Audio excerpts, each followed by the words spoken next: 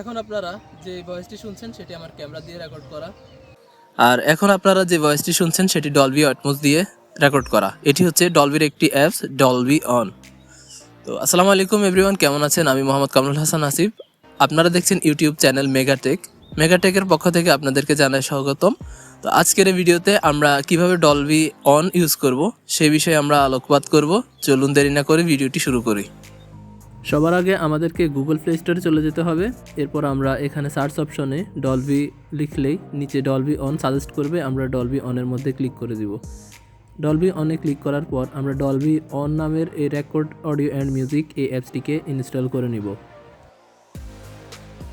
তো আমাদের যখন ডলবি অন ডাউনলোড করা হয়ে যাবে তখন আমরা ডলবি অনের মধ্যে ঢুকলে আমাদের থেকে মাইক্রোফোনের অ্যাক্সেস নেবে, তারপর ফাইলের অ্যাক্সেস নেবে। এসব অ্যাক্সেস নেওয়ার পর আমাদেরকে এরকম একটা ইন্টারফেস দেখাবে। এরকম যখন আমরা কথা বলবো তখন আমাদের ডিসপ্লের মধ্যেই একটা নিচে বা উপরে দেখবেন এরকম উঠানামা করবে। এটি হচ্ছে মূলত আমাদের ভয়েসের মানে ফ্রিকোয়েন্সিগুলোকে ধরে ডলবি।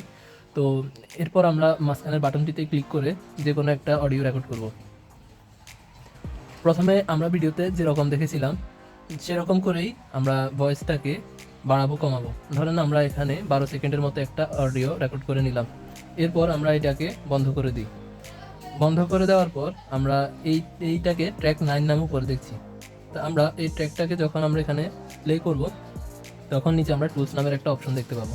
এই টুলসের মধ্যে আমরা নয়েজটাকে একটু বাড়িয়ে দিব, সম্পূর্ণ বাড়ানো দরকার নেই, আমরা 1 বা 2 বাড়িয়ে দিব। তারপর টুনটাকে একটু, ট্রাভেলকে একটু বাড়িয়ে দিব, মিডস আর বেস ঠিক মতনই থাক। এরপর আমরা যদি চাই অডিওটাকে বুস্ট করতে তাহলে আরও বুস্ট করতে পারি। বুস্ট করলে হচ্ছে অডিও আরও পাওয়ারফুল শোনা যায়, কিন্তু অডিওর একটু কোয়ালিটি ড্রপ হয়। তো আমি বুস্ট করবো না, আমি বুস্ট একটু হালকা করে দিই।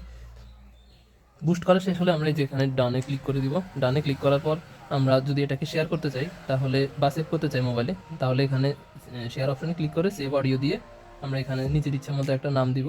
নামের শেষে এক্সটেনশন কিন্তু M4 থাকতে হবে, ঠিক আছে? তো আমরা এটার নাম দিব টেস্ট M4। আমরা এটাকে সেভ করে দেওয়ার সাথে সাথে এটি এক্সপোর্টিং হবে। এক্সপোর্ট হয়ে আমাদের মোবাইলের ডাউনলোড ফোল্ডারের মধ্যে এটি থেকে যাবে।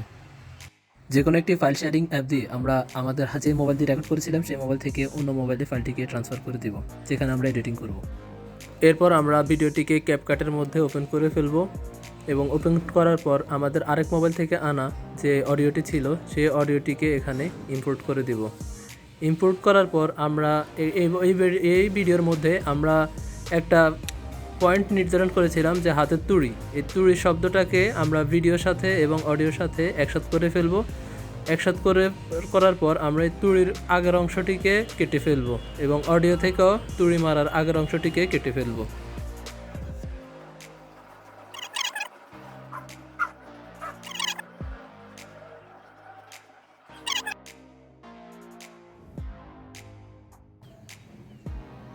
এখন আপনারা যে ভয়েসটি শুনছেন সেটি আমার ক্যামেরা দিয়ে রেকর্ড করা।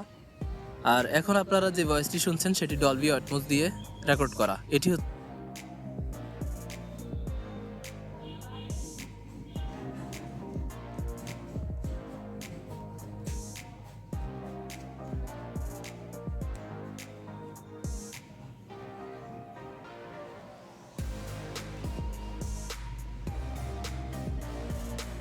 আর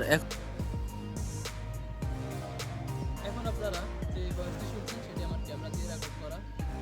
আর এখন আপনারা যে ভয়েসটি শুনছেন সেটি ডলবি অ্যাটমস দিয়ে রেকর্ড করা। এটি হচ্ছে ডলবির একটি অ্যাপস, ডলবি অন।